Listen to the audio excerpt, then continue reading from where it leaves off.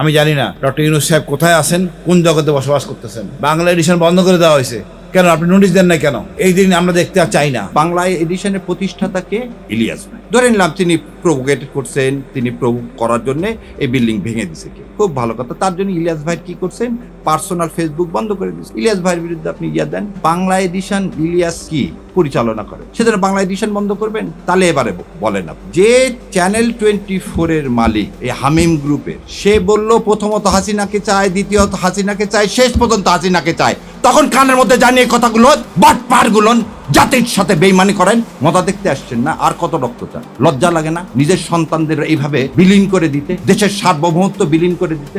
আজ আমার দেশ, আমার সার্বভৌমত্ব আক্রান্ত কার দ্বারা?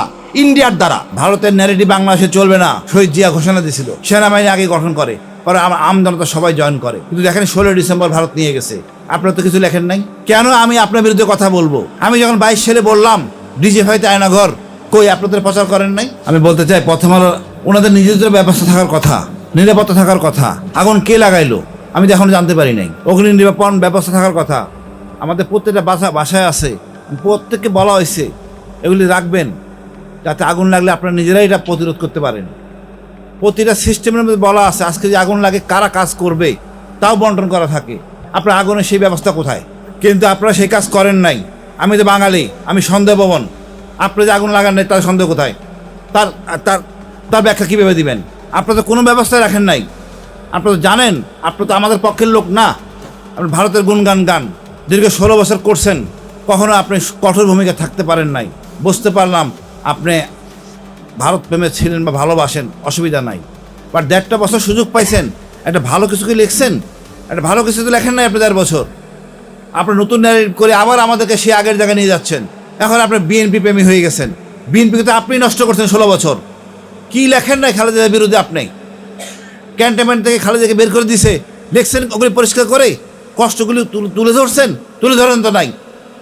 এখন আপনি নতুন গান গাইতেছেন।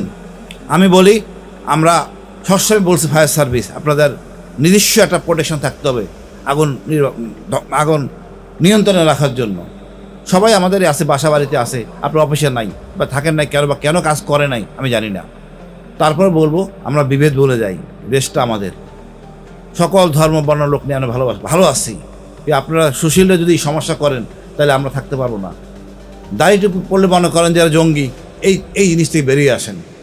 এরা আমাদেরই ভাই, আমাদেরই রক্তের লোক, এক দেশের। সবাইকে আপন করে নিয়ে আমরা আগাই। আপনি দাড়ি টুপি বাদ দিয়ে আপনি আগাইতে পারবেন না, সত্য কথা। এখন দেখেন এ হাদি ভাই, উনি তো মাদ্রাসা ব্যাকগ্রাউন্ড, সাদ্দিক কাইমন মাদ্রাসা ব্যাকগ্রাউন্ড, আমাদের নেতা ভাসানী মাদ্রাসা ব্যাকগ্রাউন্ড।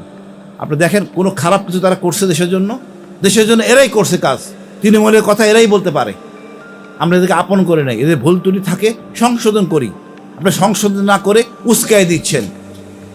আপনি কি মনে করেন এদের সাথে পারবেন? কোনোদিন পারবেন না। আপনি লাঠিয়ালকে পুলিশ, আনসার, বিডিআর, এটা কোন কোন কোন শ্রেণীর গ্রামের এবং মূল্যবোধ ধারণ করে? আমরা চাই না হাসিনার মতো আপনারা তাকে এই কাজগুলি সহযোগিতা করেন। এক ভাইকে গ্রেপ্তার করা হয়েছে 54 সালের সেই মানে স্পেশাল পাওয়ার অ্যাক্টে। এটা এই সময় চলে? এটা কি নতুন বন্দোবস্ত রাজনীতি? এটা কি নতুন দেশ? আমি জানি না ডক্টর ইউনূস সাহেব কোথায় আছেন, কোন জগতে বসবাস করতেছেন। বাংলা এডিশন বন্ধ করে দেওয়া হয়েছে, বাংলা এডিশন বন্ধ করে দেওয়া হয়েছে কেন? আপনি নোটিশ দেন না কেন? এই দিন আমরা দেখতে চাই না। আমরা চাই সভ্য একটা শাসন ব্যবস্থা। ভারতের ন্যারেটিভ বাংলাদেশে চলবে না, অনেক হয়েছে। স্বাধীনতা যুদ্ধের আমাদের বাঙাল এই সেনাবাহিনী শহীদ জিয়া ঘোষণা দিয়েছিল, সেনাবাহিনী আগে গঠন করে, পরে আমজনতা সবাই জয়েন করে। কিন্তু দেখেন 16 ডিসেম্বর ভারত নিয়ে গেছে, আপনারা তো কিছু লেখেন নাই, কঠোর করে তো কিছু বলেন নাই কেন? আমি আপনার বিরুদ্ধে কথা বলবো? আমি যখন 22 সালে বললাম ডিজিএফআইতে আয়নাঘর, কই আপনাদের প্রচার করেন নাই? নেত্র নিউজ প্রকাশ করলে আপনাদের কোনো কথা বলেন নাই? আপনারা যে আমরা চিনেন না, চিনেন তো, ভালো করে আমরা চিনতেন। কোনো কিছুই প্রকাশ করেন নাই। আপনারা হজম করে গেছেন, কিন্তু সবটাই জানতেন। আপনার যদি হ্যাডম না থাকে প্লিজ আপনারা একটু সংশোধন হন। আমাদের সবার সাথে আসেন, আমরা একটা দেশ, সুন্দর দেশ গড়ি, যেন আমরা কেউ আমাদের জঙ্গি না বলতে পারে। আপনারা অন্য দেশের জঙ্গি আমাদের বলবেই, ভারত তো বসে আছে বলার জন্য। আপনারা সেই সুশ্রী দেন। আমরা কখনো জঙ্গি ছিলাম না, আমাদের জঙ্গি আর বানাবেন না। আমরা ভদ্র সমাজ ব্যবস্থায় বসবাস করতে চাই মর্যাদার ভিত্তিতে। আমি আমার বক্তব্য দীর্ঘায়িত করব না। আপনারা সবাই মিডিয়া জগতের লোক, আমরা সবাই সোচ্চার হই, সবার অধিকার নিয়ে কথা বলি। ইনশাআল্লাহ আমরা সুন্দর দেশ গড়ব। হাদি ভাই যেভাবে দেশটা চাইছিলেন আমরা সেভাবেই চলবো।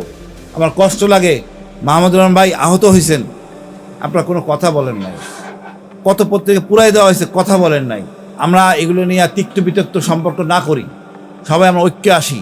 দেশটা আমাদের, আমরা কাউকে সুযোগ দিব না, ভারতকে সুযোগ দিব না। সুতরাং সুন্দর দেশ আরও সুন্দর করব। ধন্যবাদ। আসসালামু আলাইকুম।